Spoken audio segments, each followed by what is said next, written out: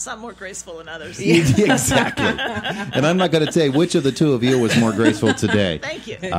But it was you, Jane. Jessica Clark is with us this morning from the Care Center of Indiana County, and Jane Lockard as well. Good morning, ladies. Good morning. Good morning. It's good to have you both with us here today. Jessica, Yes. we have you here all the time to talk about the Care Center, and by golly, the work goes on, so does the need, doesn't it? Absolutely. We are getting ready for our Pinwheels for Prevention because April is Child Abuse Awareness Month, and we are going to be doing our pinwheel planting ceremony Friday, March 29th, 12 p.m. at the courthouse lawn, where we're going to be doing a dedication to all of the children who have been affected by child abuse in Indiana County. Yeah, absolutely, and what a serious cause it is, and yet to give kids back the sort of carefree life that they should be enjoying is one of the primary missions, isn't it? Absolutely. That's why we have the pinwheel that symbolizes the hope for these kids, that we want them to be nurtured and grow and feel safe and be able to have healthy lives and eventually give back to their community.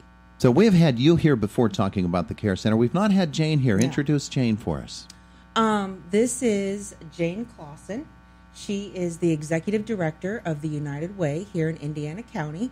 I think she's been on the job for a year now. Is that correct, Jane? Pushing 2. Yep. Pushing 2. Okay, Yeah. time flies. And she has done a wonderful job for the United Way. I'm currently on the board, and we are thrilled to have Jane.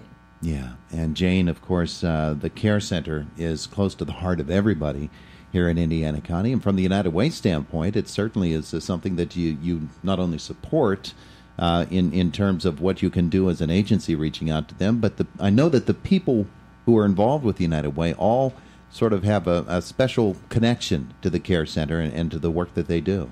Yeah, and I will say, too, back to Jess, she does an excellent job with that.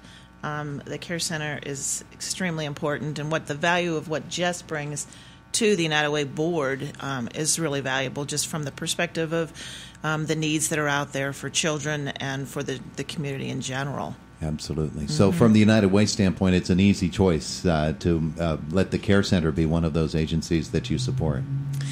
Well, Jess is actually the chair for our Community Impact Committee, and the Community Impact Initiative that we're working on through the United Way, which is to really take a look at what the needs were for Indiana County. We did a needs assessment. The United Way did this in 2016, and so we partnered up with that and the Speak Up survey that the Department of Human Services does and the IRMC survey, and took a look at what all the needs are and kind of took what really was producing itself.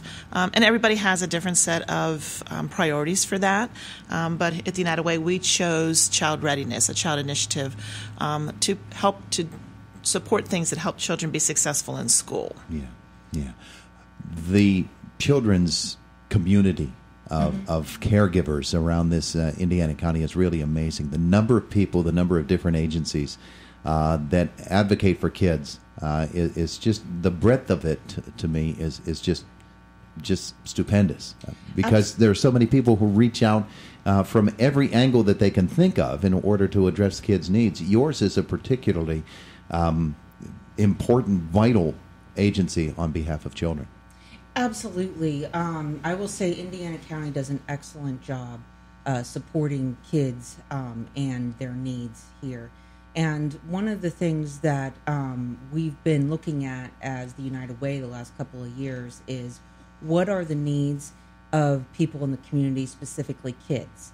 And that's how we arrived at this children's initiative, Children's Readiness Initiative funding that we're here to discuss today. And we want to support the kids in the community because we feel like they're our future. We need to support these kids. And we have collected a lot of data.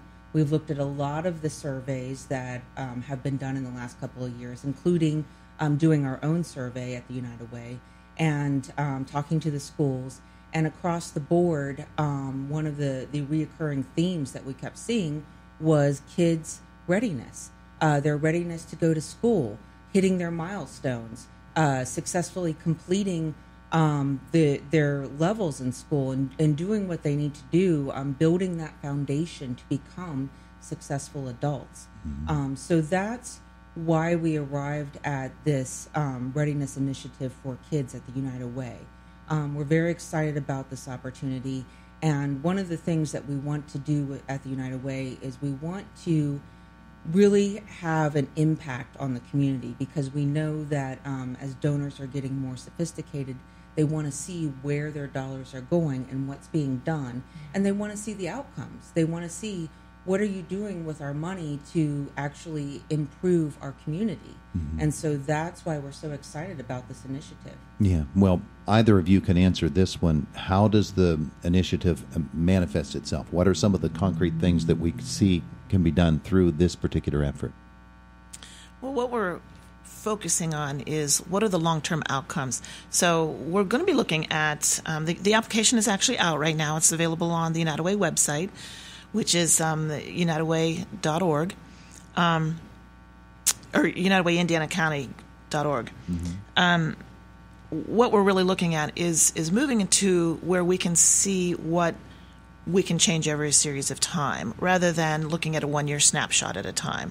So we will be looking at the applications that come in and looking to see whether it's one program that might help us to get to that point, whether it's a couple of programs, ultimately working together with those organizations so that we can show a difference, a specific difference in how we're measuring children's success in school, whether their readiness for kindergarten, the social skills that are needed, whether it's their ability to be successful in school up through the age of 8. We've kind of capped it at the age of 8 so that we can kind of narrow that age range a little bit. But there's a lot of different things that can go into that. There's obviously specifically the schoolwork, but there's a lot of the social issues that are around that. And so we're going to be drawing on the experts in the community with what they see that those specific needs are in that focus area. So organizations which have a particular concern to kids up to age 8, they should be filling out this application. Absolutely, yes. And describing what it is that their program is about. Correct. Giving you the most information that you can have. Right, and we're looking for programs that are evidence-based.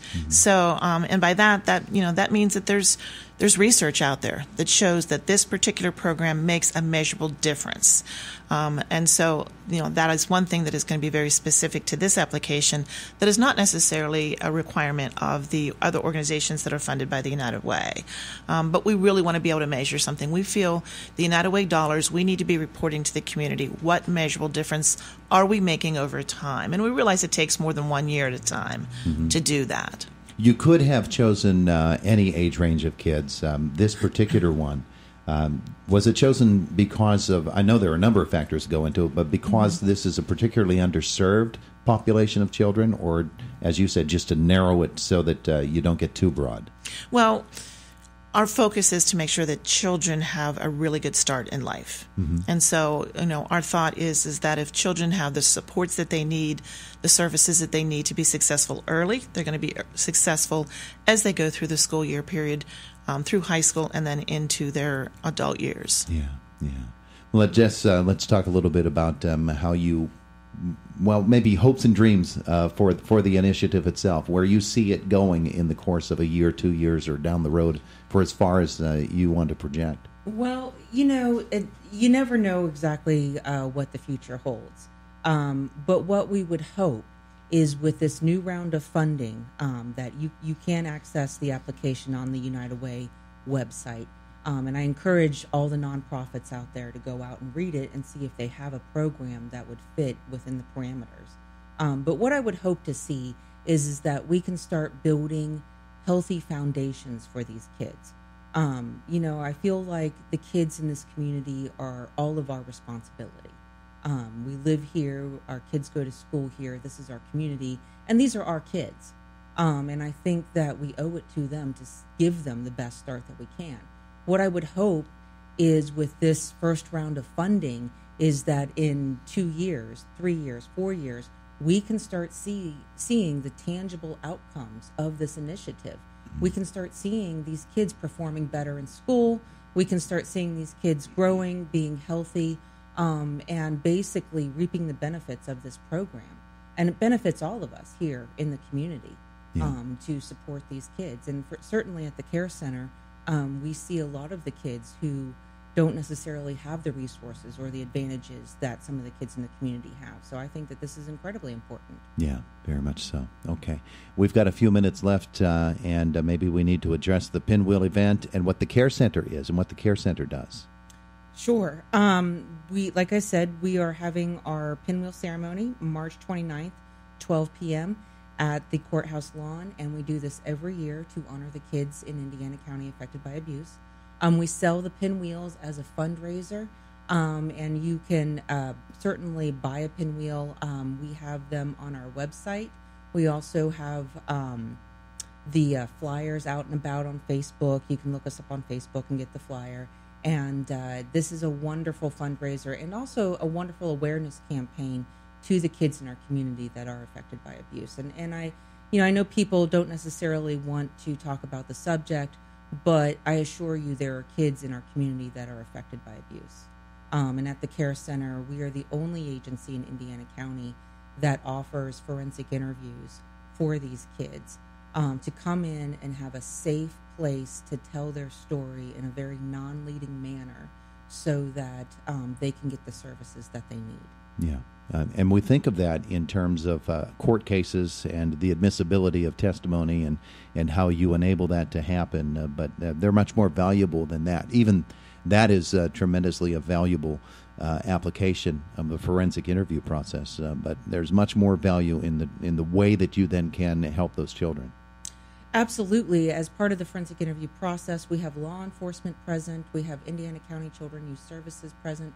We work very closely with the District Attorney's Office, IRMC, who provides the medicals, Alice Paul House, who provides a victim advocate, and Community Guidance Center to provide mental health services. So not only are we doing the forensic interview as part of the prosecution process, we're also making sure that the family gets all the services that they need for that child.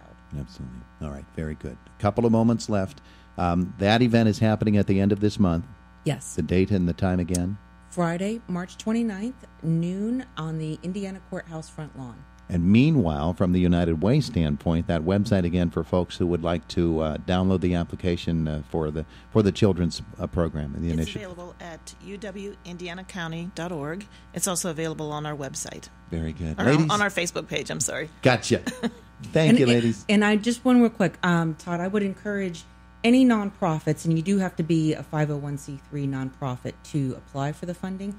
We encourage them to read the guidelines very closely before you apply, and if you have any questions, obviously contact the United Way. The deadline is April 15th. Very good. Thank you both for coming in today. We appreciate it. It is the voice of Indiana County, WCCS, AM 1160, 101.1 FM.